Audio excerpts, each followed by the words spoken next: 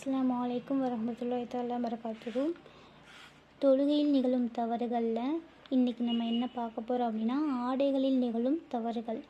தொழுபவர்களுக்கு ஆடை சுத்தமாக இருப்பது கடமையாகும்.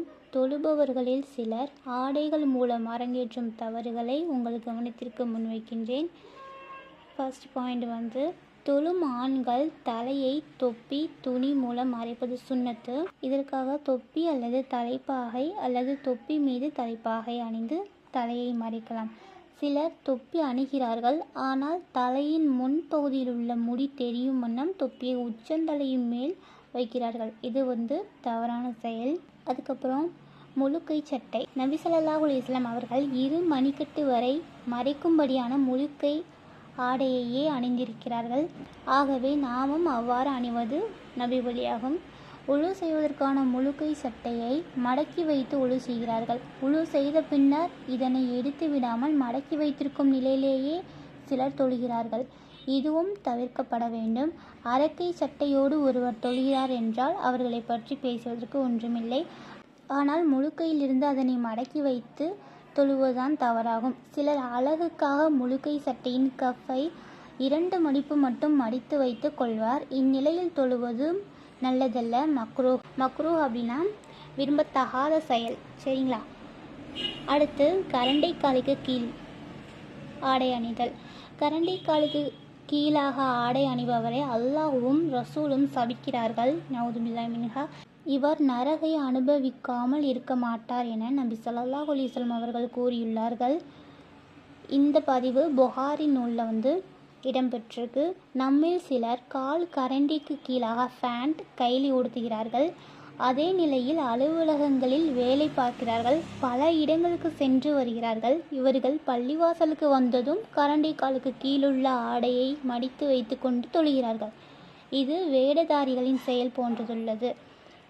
ஆமாங்க, எல்லா காரியங்களிலுமே ஆடை கரண்டை காலுக்கு மேலாகத்தான் இருக்க வேண்டும். இதுதாங்க நம்ம மார்க்கம். எந்த நிலையிலுமே ஆண்கள் கரண்டை காலுக்கு மேல் தான் ஆடை அணியணும். உயரம் குறைவான இறுக்கமான ஆடைகள் அணிவது.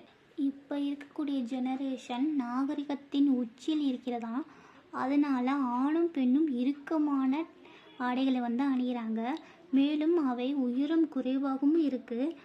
எனவே இவ்வாறான ஆடையை அணிந்திருக்கும் ஒருவர் குனிந்தால் அல்லது வளைந்தால் ஒன்று ஆடை கிழியும் அல்லது ஆடை விலகிய அங்கங்கள் தெரியும்.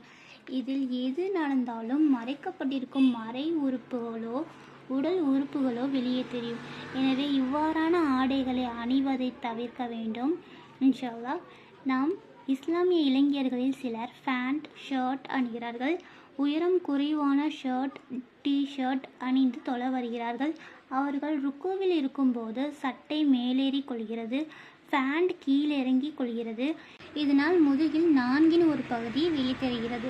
இவ்வாறே சஜிதாவில் இருக்கும்போது இன்னும் கொஞ்சம் சட்டை மேலேறி கொள்கிறது, பேண்ட் கீழிறங்கி கொள்கிறது.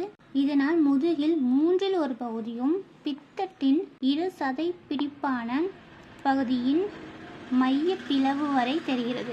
இந்த மாதிரி நம்மளோட ட்ரெஸ்ஸை இறங்குறனாலேயோ ஏறுறனாலேயோ பின்னாடி தொழக்கூடியவங்களுக்கு ஒரு அருவருப்பை ஏற்படுத்தக்கூடியதாக இருக்குது. இவ்வாறு தொழும் தொழுகையாளியின் தொழுகை கண்டிப்பாக இறைவனால் ஒப்புக்கொள்ளப்படாது. ஏனென்றால் தொழும் ஆண்கள் தொப்புளில் இருந்து முட்டுக்கால் வரை கண்டிப்பாக ஆடை அணிந்திருக்க வேண்டும். இது குறைந்தபட்ச ஆடையின் அளவுதான். ஆனால் இந்நிபந்தனைக்கு மாற்றாக தொழுபவரின் ஆடை வெளியே தெரிவந்தால் அவரின் தொழுகை கூடாது, அதாவது ஏற்றுக்கொள்ளப்படாது. எனவே உயரம் குறைவான சட்டை அணிந்தும் இறுக்கமான பேண்ட் டி-ஷர்ட் அணிந்தும் தொழாதீர்கள் இன்ஷா அல்லாஹ். அதுக்கப்புறம் வெங்காய சருகு உடைகள். அபூ ஹுரைரா ரலியல்லாஹு அன்ஹு அவர்கள் அறிவிக்கிறார்கள், நபி ஸல்லல்லாஹு அலைஹி வஸல்லம் அவர்கள் கூறினார்கள், இறுதி காலத்தில் சில மனிதர்கள் மார்க்கத்தின் பெயரால் உலக செல்வங்களை தேடுவார்கள். அவர்கள் முயலின் மென்மையான ரோமத்தை போன்ற உயர் ரக ஆடைகளை அணிவார்கள். அவர்களின் நாவுகள் சர்க்கரையை விட மிக இனிமையாக பேசக்கூடியதாக இருக்கும். ஆனால் அவர்களின் உள்ளம் ஓநாயின் உள்ளத்தை போன்று தந்திரம் செய்யக்கூடியதாக இருக்கும். நவுதுபில்லாஹி மின்ஹா. இவ்வாறான மனிதர்களை பார்த்து அல்லாஹ் கூறுகிறான், என்னையா நீங்கள் ஏமாற்ற பார்க்குறீங்க, அல்லது என்னையா நீங்கள் துணைக்கு அழைத்து கொள்கிறீங்க? என் மீது நான் சத்தியமிட்டு சொல்கிறேன், அவ்வாறான மக்களிடத்தில் நான் சோதனையை ஏற்படுத்துவேன். அந்த சோதனையால் அவர்கள் மிகவும் நிதானமிக்க மனிதர்கள் கூட நிலை குலைந்து போய்விடுவார்கள். நாகரிகம் என்ற பெயரில் இன்று ஆணும் பெண்ணும் வெங்காயச் சருகை விட மென்மையான ஆடைகளை அணிகிறார்கள். இது பாவச் செயலாகும்.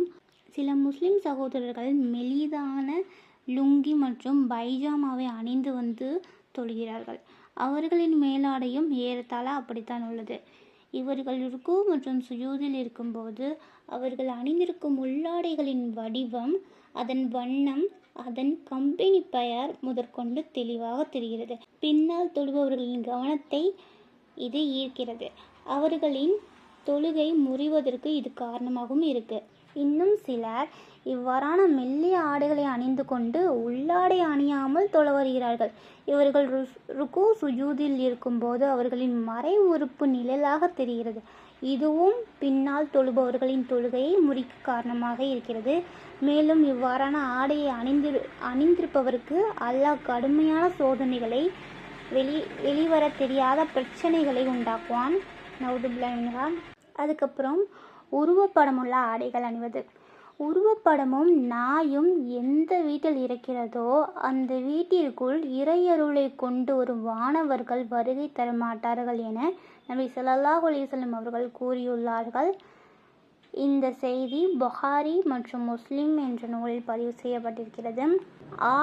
ஆடைகளுக்காக ஃபேஷன் ஷோ நடத்தப்படும் இந்த நவ நாகரிக உலகில் ஆடைகள் விற்பனைக்காக உடைகளில் உருவப்படங்களும் இயற்கை காட்சிகளும் வரையப்படுகின்றன.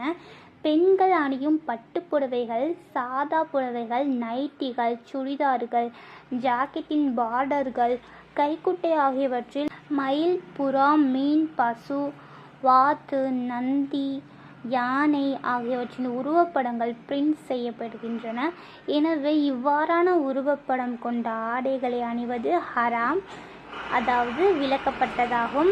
இளைஞர்கள் அணியும் பேண்ட், ஷர்ட், டிஷர்ட், கேப் ஆகியவற்றில் நடிகர், நடிகைகள், தேச தலைவர்கள், அரசியல் பிரமுகர்கள், விளையாட்டு வீரர்கள் ஆகியோரின் உருவப்படங்களும் காலரின் உள்பகுதியிலோ அல்லது வெளிப்பகுதியிலோ, முழுக்கை சட்டையின் கஃபிலோ, அரக்கை சட்டையின் மடிப்பிலோ, சட்டையின் இடது அல்லது வலதுபுற விழா பகுதியின் இணைப்பிலோ அந்த ஆடையை வடிவமைத்த கம்பெனியின் பெயரும், அருகிலேயே முதலை, கங்காரு, ஆடு, Charlie Chaplin, joker, Mickey mouse, பூனை, யானை என ஏதாகிலும் ஒரு உருவப்படமும் பிரிண்ட் செய்யப்படுகிறது. இவ்வாறான உருவம் பொறித்த ஆடைகளை அணிவதும் கூடாது. சாதாரணமான நேரங்களிலேயே இவ்வாறான ஆடைகளை அணியக்கூடாது என்றிருக்கும் போது இவ்வாறான ஆடைகளை அணிந்து தொழலாமா? கண்டிப்பாக தொழக்கூடாது. உருவப்படம் பொறிக்கப்பட்ட ஆடையை அணிவது கூடாது என்றிருக்கும் போது சிலர் நாய் உருவப்படம் பிரிண்ட் செய்யப்பட்டுள்ள ஆடையை அணிந்து தொழுகிறார்கள். எனவே சட்டையில், பேண்டில், பெல்ட்டில், செல்போன் கவரில், உள்ளாடைகளில், சேலைகளில் என எதிலும் உருவப்படம் சிறியதாகவோ பெரியதாகவோ பிரிண்ட் செய்யப்பட்டிருக்க கூடாது. அப்படி பிரிண்ட் செய்யப்பட்ட ஆடைகள் எவ்வளவு அழகாக இருந்தாலும் வாங்காதீர்கள். ஏதாகிலும் வாங்கியிருந்தால் அந்த உருவப்படமுள்ள ஸ்டிக்கர்களை கட் பண்ணிருங்க. சாவி கொத்துகளில் இருந்தால் அவற்றை மாற்று மத சகோதரர்களுக்கு அன்பளிப்பு செஞ்சுருங்க. உருவப்படம் பிரிண்ட் செய்யப்பட்ட பணம், லைசன்ஸ், அடையாள அட்டை போன்ற அத்தியாவசியமானவற்றை தவிர வேறு எதுவும் பாக்கெட்டில் வைக்காதீர்கள். இவற்றை கூட மணி பர்ஸில் வைத்து கீழே வைத்து விட்டு தொழுவது மிகவும் சிறந்த முறை. முதுகு பகுதியில் பிரிண்ட் செய்யப்பட்டுள்ள உருவப்படம் மற்றும் எம்ப்ராய்டிங் எழுத்து ஆகியவை பின்னால் தொழுபவர்களின் கவனத்தை ஈர்க்கக்கூடியதாகும். அவற்றையும் தவிர்ப்பது நல்லது. எனவே உருவப்படமுள்ள எந்த ஆடைகளையும் ஆணும் பெண்ணும் எப்பொழுதும் அணியாதிருக்க வேண்டும். மேலாடையின்றி தொழுதல். பள்ளிவாசலுக்கு சென்று இமாம் ஜமாத்துடன் ஃபர்லான தொழுகைகளை தொழுவதுதான் சிறந்தது. சிலர் இஷா மற்றும் விடுபட்ட ஃபர்லான தொழுகைகளை வீட்டில் தொழுகின்றார்கள். கடை மற்றும் ஆஃபீஸ் முடிந்து இல்லம் வந்ததும் குளித்துவிட்டு லுங்கியை மட்டும் அணிந்து கொண்டு தலையில் டவலை தொங்கவிட்ட வண்ணம் போட்டுக்கொண்டு உடலில் சட்டை இல்லாமல் சிலர் தொழுகிறார்கள். இது கெட்ட பண்பாடாகும். வீடுகளில் ஃபர்லு மற்றும் சுன்னத்திற்கான தொழுகைகளை தொழுவோர் லுங்கி, சட்டை, தொப்பி ஆகியன அணிந்தே தொழுக வேண்டும். மேலாடை அணியாமல் தொழுதல் கூடாது, நல்லதும் அல்ல. இன்ஷா அல்லாஹ் அடுத்த பதிவில் காணலாம். அஸ்ஸலாமு அலைக்கும் வரஹ்மத்துல்லாஹி தஆலா பரகாத்துஹு.